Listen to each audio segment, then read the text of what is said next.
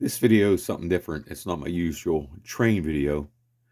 This is about a Marx Army Air Corps Training Center playset that I received for Christmas in 1954.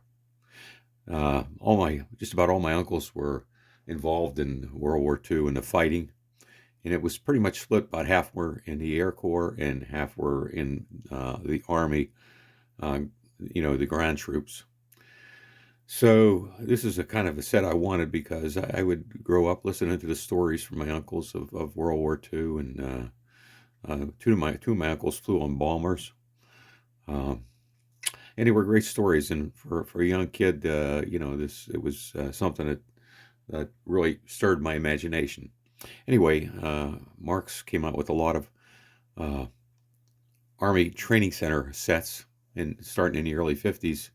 This set in 1954 was a Army Air Corps Training Center. I know this box that you're looking at says Army Air Force, but in 1954 the box said Army Air Corps. The In World War II, it was the Army Air Corps, and it became the Air Force in 1947. But Marx was a little slow changing the boxes. So anyway, this video's about my Marx Army Air Corps Training Center set. Marx made a lot of great toys back in the 50s and beyond, and after that. Marx made wonderful toys for kids, both girls and boys alike. And we had a lot of Marx toys. I had a lot of Marx toys.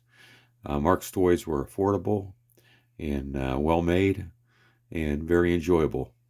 Anyway, I hope you enjoy this video. Well, here I am in Christmas Day, 1954, playing with my brand new Marx Army Air Corps Training Center set. And you can see on the boxes on a chair behind me, and it says Army and Air Corps. This set comprised 147 pieces. It came from Sears. It cost $5.89, and for an additional 88 cents, you can get 21 more soldiers. So my dad bought the 21 more soldiers, so I had a total of 168 pieces in this set. Now the soldiers were all like kind of a hard rubber, and they were very flexible and pretty much unbreakable. All the other parts, the plastic parts, on the other hand, were hard plastic, and they were very fragile, and they broke very easily. I had no place to play with this in the house. I had it set up here in my bedroom for Christmas, or after Christmas. But every time I played with it, I had to play outside and in the front lawn. And pieces got lost in the grass, pieces got stepped on. And then in the summer of '55, we moved to Blairsville, Pennsylvania. And then in November '56, we moved to our new house in Blairsville, Pennsylvania. So between playing outside, the two moves, and a younger brother, most of the plastic pieces got destroyed, and a lot of the soldiers got lost. But I love this set, and years later, I wanted to get it back.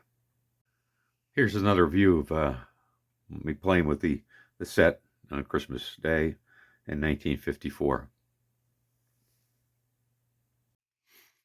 Well, I graduated from college in 1968, and I graduated on a Saturday, and I started my new job on a Monday, so only had a one day off in between. But anyway, I ended up living at home because the new job was only about 20 miles from my parents' house, so I decided that I would live at home. Living at home allowed me to find a few of the Marx Army Air Corps Training Center pieces that I had from my set as a kid.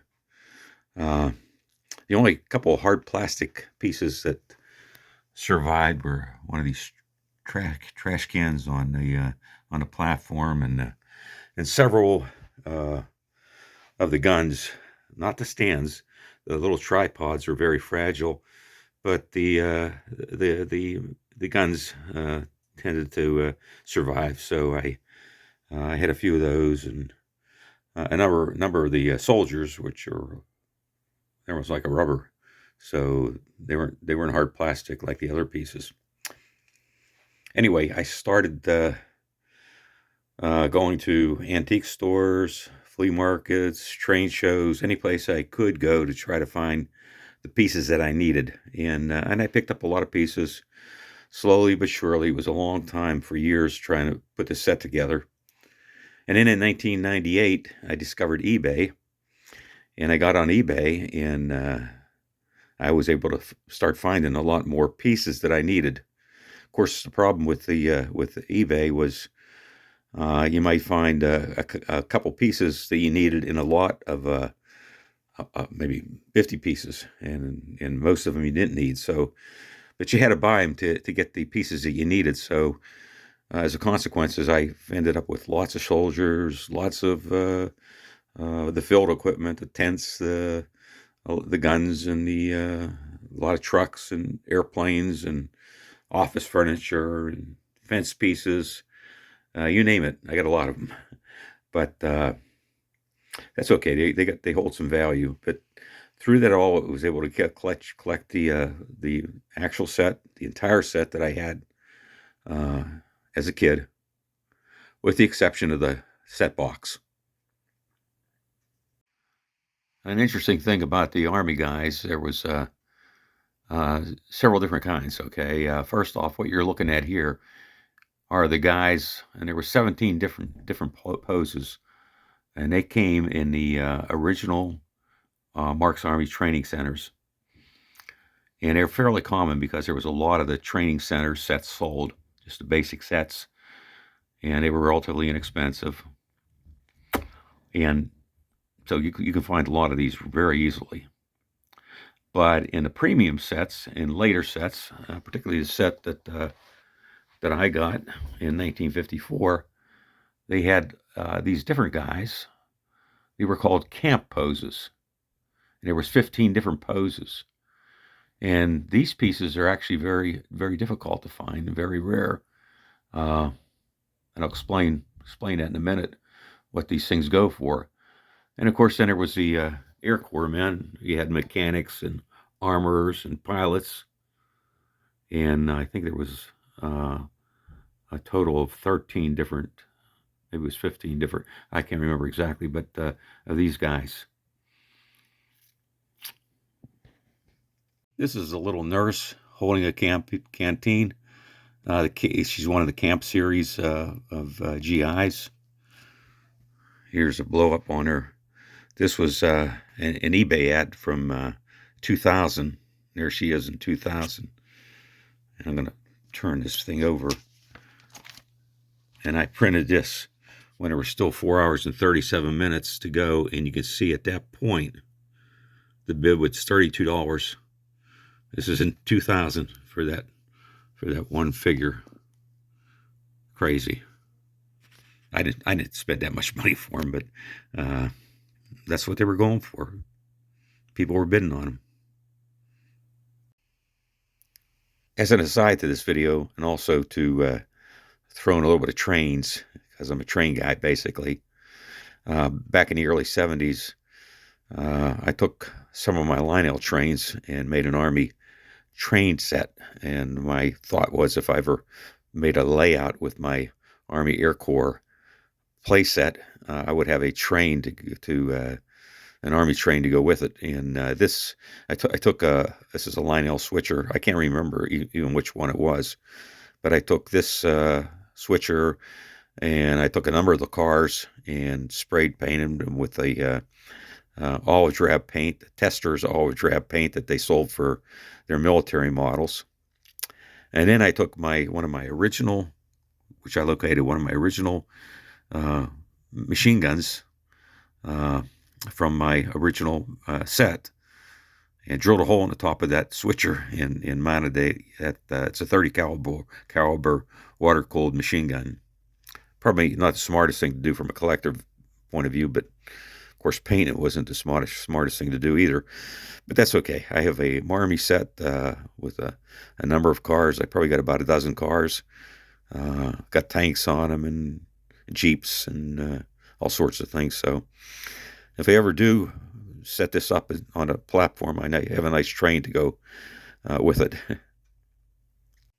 So the set, as you see it here, is pretty much how I received it, Christmas of 1954.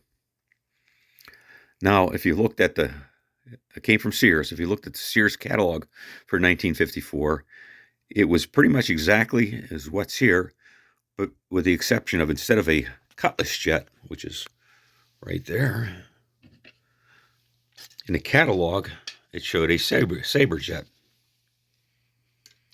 which is right, whoops, knocked over a couple of guys, which is right there. But see, Marx was real well known for switching out vehicles and planes. They made at least 3 different trucks. They made the searchlight truck, the radar truck, and a truck with a cannon on it. And they made the 3 different planes. Now, I did receive the radar truck, like you see here. And again, that radar dish is made out of hard plastic. Very, very fragile, so it didn't last very long. Anyway, only thing I'm missing is the box, and if anybody knows where I can get a hold of a box for one of these sets, leave a comment in the comment section. I would appreciate it. And again, I hope this video brought back some memories for some of you, because I know there was a lot of these sets sold, and I'm sure a lot of the viewers here have had a set like this back in their childhood. Anyway, thanks again for watching, and we'll get back to trains in the next one. See you in the next one.